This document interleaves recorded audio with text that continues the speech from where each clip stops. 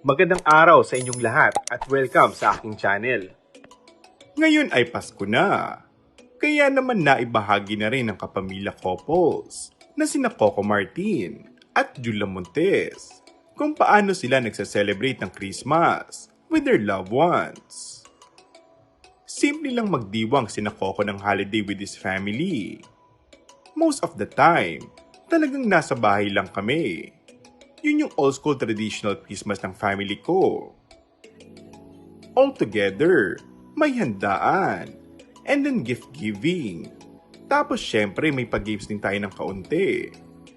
But the quality time, that's the most important thing for us. Yung magkasama kami ng buo sa isang lugar, yun yung pinaka-importante. These past few years, nagkaroon tayo ng pandemic. Medyo nagkaroon tayo ng isolation from physical contact from the people that's close to us. Especially yung mga tinamaan talaga.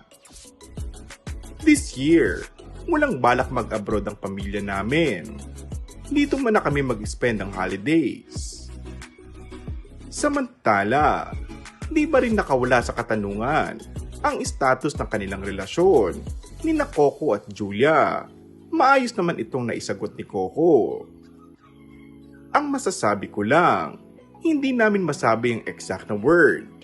Pero masaya kami, kahit on and off cam, ayon kay Coco.